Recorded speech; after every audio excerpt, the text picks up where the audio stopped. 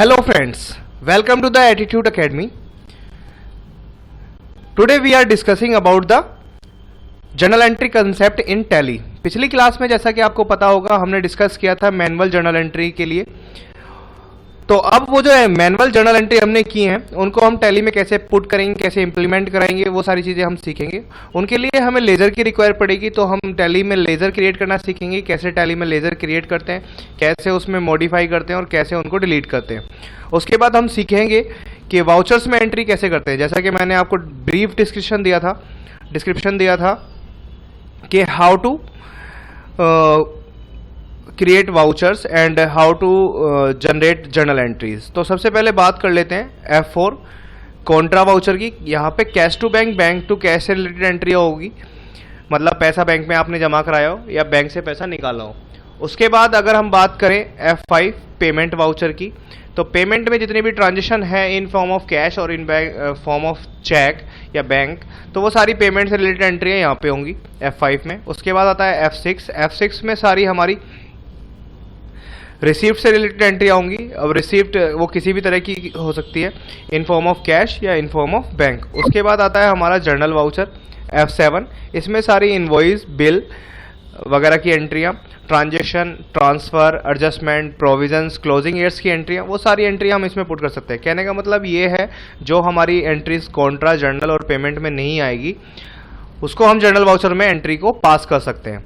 ठीक है, तो चलिए शुरू करते हैं। सबसे पहले हम सीखेंगे how to create ledgers and modify. तो सबसे पहले लेज़र क्रिएट करने के लिए आपको अकाउंटिंग इन्फो पे जाना है। अकाउंटिंग इन्फो पे जाने के बाद आपको लेजर्स ओपन करना है। लेजर्स में दो तरह के लेजर्स आप क्रिएट कर सकते हैं, single and multiple. Single ledgers में क्या होगा, आप सिंगल लेजर करके क्रिएट कर सकते हैं। मल्टीपल में किसी पर्टिकुलर एक्सपेंस या पर्टिकुलर इनकम या पर्टिकुलर लेज़र से रिलेटेड या लेज़र ग्रुप से रिलेटेड बहुत सारे आपको लेज़र्स एक साथ क्रिएट करने हैं। जैसे सपोज इनडायरेक्ट एक्सपेंस के लिए आपको रेंट, कमीशन, सैलरी वगैरह का एक साथ लेज़र क्रिएट करना है, तो आप मल्टीपल में जाके भी बना सकते हैं। तो डिस्प्ले में अगर आप चेक करें तो किसी भी एक न्यू कंपनी में दो लेज़र्स हमेशा बने होते हैं, एक कैश, एक प्रॉफिट एंड लॉस। बाकी सारे लेज़र्स आपको क्रिएट करने पड़ते हैं। ठीक है, जैसा कि मैंने यहाँ पे कुछ लेज़र्स बनाए हुए हैं, मैं आपको दोबारा से बना के दिखा देता हूँ। क्रिएट करेंगे, क्रिएट पे जाने के बाद आपको लेज़र का नाम पता होना चाहिए, किस लेज़र से रिलेटेड एंट्री होगी। ठीक है, तो लेज़र का नाम आपको पता लगेगा आपकी जर्नल एंट्री से, जो आपने पिछली क्लास में सीखी, जर्नल एंट्रीज और नोटबुक मैनुअल जर्नल एंट्री। तो जैसे अब purchase account to debit to cash की एंट्री है, या फिर cash account debit to capital की एंट्री है, तो कैश का लेज़र हमारा बना हुआ है, हमें किसका लेज़र बनाना है, कैपिटल का लेज़र बनाना है। आप ये ध्यान रखेंगे, जिसका लेज़र आपने वन टाइम क्रिएट कर दिया उसका लेज़र आपको दोबारा बनाने की रिक्वायरमेंट नहीं है। तो सबसे पहले जैसे सपोज मुझे कैपिटल अकाउंट का लेज़र बनाना है, तो मैं कैपिटल अकाउंट का लेज़र बना रहा हूँ। यहाँ पे एटीट्यूड कैपिटल अकाउंट, ठीक है। अंडर में किसके आएगा, कैपिटल अकाउंट के, ठीक है। किसके अंडर में आएगा, एटीट्यूड कैपिटल अकाउंट का लेज़र हमारा कैपिटल अकाउंट, ठीक है। यहाँ पे इसका एड्रेस वगैरह आप मेंशन कर सकते हैं कि एटीट्यूड जो कैपिटल लेके आ रहा है जो बंदा, वो एक्चुअल में रहता कहाँ पे है, ठीक है। यहाँ पे आप पुट करेंगे उसकी बैंक की डिटेल आप डाल सकते हैं, पैन आईटी नंबर उसका डाल सकते हैं, सेल टैक्स नंबर यानी वैट से रिलेटेड अगर कोई इन्फॉर्मेशन वो प्रोवाइड करा रहा है तो वो यहाँ पे आप मेंशन करेंगे। देन आप इसे सेव कर देंगे, एक्सेप्ट, देन एंटर, ये आपका क्रिएट हो जाएगा। उसके बाद जस्ट लाइक आपने कोई फर्नीचर वगैरह खरीदा है या टेबल वगैरह खरीदी है या फिर एनीथिंग एल्स, तो आप उसका लेज़र भी क्रिएट कर सकते हैं। फर्नीचर अंडर में किसके आएगा, फर्नीचर फिक्स असेट से रिलेटेड होता है, तो फर्नीचर फिक्स असेट में डालेंगे हम, क्लियर है। उसके बाद इसको एक्सेप्ट करा देंगे, तो फर्नीचर का लेज़र हमारा क्रिएट हो गया। इसी तरह से आपको सारे लेज़र्स क्रिएट करने हैं जिनकी भी आपको रिक्वायरमेंट है। उसके बाद आप चेक कर सकते हैं डिस्प्ले में जाके, एटीट्यूड कैपिटल का हमने लेज़र बनाया था, फर्नीचर का बनाया था, और मैंने 2-3 बना रखे हैं HDFC बैंक से रिलेटेड या फिर राज प्राइवेट लिमिटेड का, ठीक है।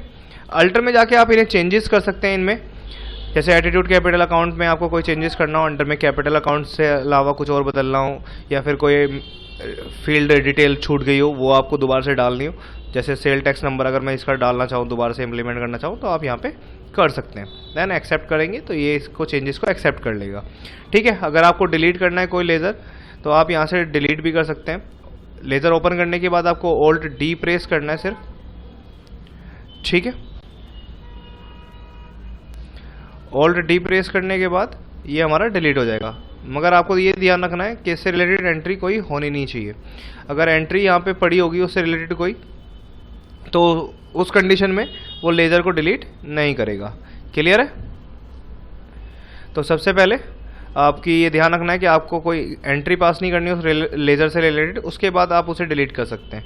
जैसे राज प्राइवेट लिमिटेड का लेज़र था, मैंने ऑल्ट डी प्रेस किया देन एंटर, तो इससे क्या होगा, वो राज प्राइवेट लिमिटेड वाला मेरा लेज़र डिलीट हो गया है।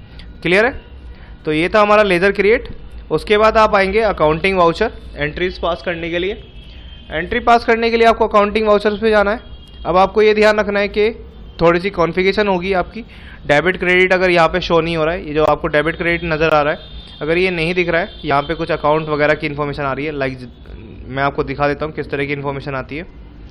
अगर इस तरह की कोई इन्फॉर्मेशन आ रही है, अकाउंट्स लिखा हुआ आ रहा है यहाँ पे, तो आप इसको चेंजेस कर सकते हैं। F12 कॉन्फ़िगरेशन होती है पेमेंट कॉन्फ़िगरेशन खोलने के लिए। यहाँ पे आप सिंगल एंट्री मोड को नो करेंगे। ठीक है, सिंगल एंट्री मोड नो करने के बाद आपको यहाँ पे debit credit instead of to and by इसको यस रखना है। नेगेटिव कैश बैलेंस वार्निंग को यस रखना है। Pre allocation bill for payment received journal इसको यस रखना है आपको। उसके बाद इन्वेंट्री डिटेल यस रहनी चाहिए आपकी, ये ऑटोमेटिकली वैसे यस ही रहती है, आप ध्यान रखेंगे कि यस होनी चाहिए। उसके बाद शो लेज़र करंट बैलेंस इसको यस रखना है आपको। Show balance on as on voucher date इसको नो रखना है आपको। Confirm each chair before printing को यस रखना है। इससे क्या होगा, जैसे ही आप चेक देंगे उससे पहले आपको कंफर्मेशन देगा, देन इसे आप एक्सेप्ट कर देंगे तो इस तरह की डेबिट एंड क्रेडिट फॉर्म में यहाँ पे चेंज हो जाएगा, यानी डबल एंट्री सिस्टम। वो सिंगल एंट्री सिस्टम था हमारा, आप चाहें तो सिंगल एंट्री सिस्टम में भी कर सकते हैं और आप चाहें तो डबल एंट्री सिस्टम मोड में भी, एज पर योर रिक्वायरमेंट आप इसको कर सकते हैं। तो चलिए सबसे पहले एंट्री पास करते हैं। Cash account debit to capital account, पहली एंट्री हमारी ये थी। तो कैश हमारा डेबिट हुआ है और कैपिटल हमारा क्रेडिट हुआ है। तो सबसे पहले हम क्या करेंगे, क्रेडिट आ रहा है लिखा हुआ है यहाँ पे, आप देखिए ध्यान से।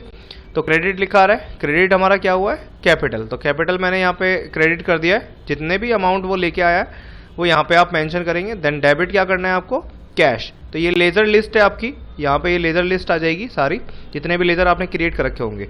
यहाँ से आप इस लेज़र लिस्ट में से आप कैश सेलेक्ट करेंगे, देन एंटर। आप नरेशन यहाँ पे मेंशन कर सकते हैं। नरेशन अगर आप लिखना चाहते हैं बीइंग्स एटीट्यूड प्राइवेट लिमिटेड या attitude edutech private limited beings cash इतने रुपए, ठीक है, इन फॉर्म ऑफ कैश या इन फॉर्म ऑफ बैंक आप लिख सकते हैं। वैसे अगर सीखने के पर्पज से आप कर रहे हैं तो आपको लिखने की रिक्वायरमेंट नहीं है। देन एक्सेप्ट लिखा आएगा, आप एंटर करेंगे, एक एंट्री एक्सेप्ट हो जाएगी। उसके बाद आप F5 प्रेस करेंगे। कोई आपने चीज़ खरीदी है, लाइक फर्नीचर आपने परचेज किया है कैश की फॉर्म में, तो आप एंट्री पास करते हैं purchase account debit to cash account. तो फर्नीचर हमारा ये आ रहा, तो यहाँ पे डेबिट लिखा आ रहा है पहले, देखिए। तो यहाँ पे आप क्या करेंगे, फर्नीचर आप क्लिक करेंगे, जितने भी रुपए का आपने फर्नीचर खरीदा है वो आप यहाँ पे मेंशन करेंगे। देन आपने कैश से खरीदा है तो कैश आप यहाँ पे लेंगे, देन एक्सेप्ट कर देंगे आप। ठीक है, दो एंट्री हमारी पास हो चुकी है। उसके बाद आपने जस्ट HDFC बैंक में एक लेज़र या अकाउंट ओपन करवाया है, उसके लिए आपने 3,000 रुपये जमा कराए हैं उसमें HDFC बैंक में, या 10,000 रुपये जमा कराएं तो कॉन्ट्रा वाउचर होगा हमारा। तो F4 प्रेस करेंगे हम कॉन्ट्रा वाउचर के लिए। क्रेडिट होगा हमारा कैश, लाइक 3,000 या 10,000 जो भी आपने जमा कराए हैं वो आप यहाँ पे मेंशन करेंगे। ठीक है, then HDFC bank account debit, bank account debit to cash account की एंट्री होनी थी वो हमने यहाँ पे डाल दी है। क्लियर है? उसके बाद आपसे ये थोड़ी सी ट्रांजेक्शन पूछेगा, ये आपने कैश में जमा कराए हैं पैसे या चेक के थ्रू जमा कराए हैं या इंटरनेट बैंकिंग ली है या अदर कोई ट्रांसफ़र स्कीम है। अगर कैश में कराएं तो कैश आप यहाँ से चूज़ कर सकते हैं। फिर आपसे ये रिक्वायर्ड फील्ड पूछेगा कि उसमें 1000 के नोट कितने थे, 500 के नोट आपने कितने जमा कराए, 100 के कितने थे, 50 के कितने थे, वगैरह वगैरह। ठीक है, आप इसे एक्सेप्ट करके सेव करेंगे, वो हमारे बैंक में पैसे ट्रांसफ़र हो जाएंगे। क्लियर है? उसके बाद F7 होता है हमारा। F7 में क्या होगा, जर्नल वाउचर होता है हमारा। ये जर्नल वाउचर में क्या होगा, जर्नल वाउचर में कोई भी उधार से रिलेटेड एंट्री जैसे है, लाइक फर्नीचर ही मैंने खरीदा है मोहन प्राइवेट लिमिटेड से, मोहन प्राइवेट लिमिटेड से 2500 रुपये का फर्नीचर खरीदा है। अब यहाँ मैं मोहन का लेज़र ढूंढ रहा हूँ, मुझे नहीं मिल रहा, तो इसके लिए मुझे क्या करना पड़ेगा, वापस लेज़र में जाऊँ, उसके बाद क्रिएट करके आना पड़ेगा और उसके बाद यहाँ पे एंट्री होगी। उससे अच्छा है कि यहीं पे एक शॉर्टकट की प्रेस करूँगा, alt C. Alt C press करने पर क्या होगा, ऑल्ट सी सेकेंडरी क्रिएशन की शॉर्टकट की होती है, सीधा लेज़र क्रिएशन पे आपको ले जाएगी। देखिए यहाँ पे लिखा हुआ भी आ रहा है लेज़र क्रिएशन सेकेंडरी। यहाँ पे आप डालेंगे MOHAN मोहन प्राइवेट लिमिटेड, जिससे आपने माल परचेज किया है, अंडर में सैंडी क्रेडिटर्स के, ठीक है, अंडर में सैंडी क्रेडिटर्स यानी जिससे हम माल परचेज कर रहे हैं। क्रेडिटर्स का मतलब होता है हमारा देनदार, जिसको हमें पैसे देने हैं, ठीक है। Maintain balance bill bye bill, इसको यस रखेंगे क्योंकि न्यू रेफरेंस अगेंस्ट रेफरेंस में इसके बिल की इन्फॉर्मेशन देंगे, तो इसलिए हम इसे यस रख रहे हैं। देन इसकी डिटेल यहाँ पे आप डाल सकते हैं, ये कहाँ पे रहता है, कैसे है, ठीक है, इसका पैन नंबर क्या है, इसकी सेल टैक्स नंबर क्या है, वो सारी चीज़ें क्लियर है। यहाँ पे इसका न्यू रेफरेंस बना लेंगे, एक बिल नंबर कितना है, ठीक है, और कितने रुपए का अमाउंट है, क्लियर। देन आप एक्सेप्ट कर लेंगे, ये हमारी एक्सेप्ट हो गई। अब अगर इसे पेमेंट करनी है तो F5 वापस कर सकते हैं आप, Mohan private limited, then against reference आएगी इस बिल के अगेंस्ट में, ठीक है, बिल पेंडिंग दिखाएगा। और अब अगर आप कैश में पेमेंट कर रहे हैं तो कैश, अगर बैंक से पेमेंट कर रहे हैं तो बैंक, चेक के फॉर्म में दे रहे हैं, कितना चेक नंबर आपने दिया है वो आप यहाँ पे मेंशन कर सकते हैं, ठीक है, किस डेट में आपने चेक दिया है वो आप यहाँ पे मेंशन कर सकते हैं, ठीक है, एज अकाउंट पे देन सेव, क्लियर है। तो ये 4 एंट्री हमने पास की। अगर इनको एक साथ मुझे देखना है तो हम डिस्प्ले पे जाके आप इसे चेक कर सकते हैं। डिस्प्ले पे जाएंगे आप, डिस्प्ले पे जाने के बाद आप डे बुक ओपन करेंगे। डे बुक में आपको ये चारों एंट्री यहाँ पे इस तरह से दिखा देगा। जिस day book is the right place जहाँ पे आप सारी एंट्री आप डेट वाइज देख सकते हैं, ठीक है, इंडिविजुअल भी देख सकते हैं और डेट वाइज भी देख सकते हैं, ठीक है। हमने ये 4-5 एंट्री पास की थी, वो यहाँ पे सारी दिखा रहा है। अगर हम Alt F1 प्रेस कर देंगे तो यहाँ पे इनकी फुल डिटेल दिखाएगा, ठीक है। एक्सेप्ट करेंगे, वापस आ जाएंगे डे बुक में, और फिल्टर करना है अगर एंट्रीज को तो आप F4 प्रेस करेंगे। सिर्फ कॉन्ट्रा वाउचर की देखनी है, सिर्फ जर्नल की देखनी है, या पेमेंट की या रिसिप्ट की, जिसकी भी देखनी है तो एंटर कर देंगे, उसी से रिलेटेड एंट्री आपको दिखाएगा। देखिए पेमेंट की 2 एंट्री पास की थी आपने, दोनों यहाँ पे एंट्री दिखा रहा है, ठीक है। इसके साथ साथ आपका ट्रायल बैलेंस भी इसने प्रिपेयर कर दिया होगा सॉफ्टवेयर ने, ठीक है। Alt F1 प्रेस कीजिए, फुल डिटेल के साथ दिखाएगा। ये आपका ट्रायल बैलेंस इतना अभी तक जनरेट हो चुका है, ये यहाँ पे सारी चीज़ें डिक्लेयर्ड है। उसके बाद आप क्या कर सकते हैं, इसी में अकाउंट बुक चेक कर सकते हैं, कैश बुक, बैंक बुक देख सकते हैं। यहाँ से कैश और बैंक दोनों की स्टेटस दिखा देगा, ठीक है। कैश में कितनी ट्रांजेक्शन की है एंटर करेंगे तो वो सारी ट्रांजेक्शन दिखा देगा, अप्रैल मंथ में कितनी कैश से ट्रांजेक्शन की है। बैंक से देखनी है तो बैंक की डिटेल दिखा देगा, अप्रैल मंथ में बैंक ने क्या ट्रांजेक्शन की है, क्लियर है। उसके बाद आप यहीं से बैलेंस शीट भी देख सकते हैं। रिपोर्ट्स में आके बैलेंस शीट होती है आपकी, बैलेंस शीट ये शेड्यूल 4 के अकॉर्डिंग है। Alt F1 प्रेस करेंगे तो फुल डिटेल दिखाएगा, साथ में आपकी बैलेंस शीट भी प्रिपेयर होती जा रही है। अगर शेड्यूल 6 के अकॉर्डिंग देखनी है तो आप Alt S प्रेस करके देख सकते हैं। Alt S प्रेस करने से ये शेड्यूल 6 में कन्वर्ट हो जाएगी, जो कि लेटेस्ट हमारा शेड्यूल चल रहा है। वैसे तो लेटेस्ट शेड्यूल जो है वो शेड्यूल 3 भी है, वो अभी इसमें इम्प्लीमेंट नहीं हुआ है। अब शेड्यूल 6 तक इसमें देख सकते हैं, ये सारी हमारी बैलेंस शीट प्रिपेयर हो गई है, ठीक है। तो आपने देखा जर्नल एंट्री के करने से हमारी कितनी चीज़ें प्रिपेयर हो गई। आप बैलेंस शीट चेक कर सकते हैं, डिस्प्ले में जाके trial balance, day book, account book देख सकते हैं। उसके साथ साथ अगर आपने कैश से चेक मतलब परचेज वगैरह और सेल वगैरह की एंट्री की होती तो आप यहाँ प्रॉफिट एंड लॉस स्टेटमेंट देख सकते थे, ठीक है। स्टॉक समरी चेक कर सकते थे। अभी तो स्टॉक से रिलेटेड हमने कोई काम ही नहीं किया है, तो स्टॉक समरी हम नेक्स्ट क्लास में पढ़ेंगे। रेशियो एनालिसिस चेक कर सकते हैं आप, वर्किंग कैपिटल कितनी है हमारी, कैश इन हैंड कितना है, कितना करंट रेशियो है, कितना इक्विटी शेयर डेप्ट इक्विटी रेशियो है, ग्रॉस प्रॉफिट परसेंटेज कितना है, वो सारी चीज़ें आप यहाँ पे चेक कर सकते हैं, ठीक है, रेशियो एनालिसिस में जाके। तो जर्नल एंट्री करने से हमारी ये सारी चीज़ें automatically through to the software generate हो जाती हैं।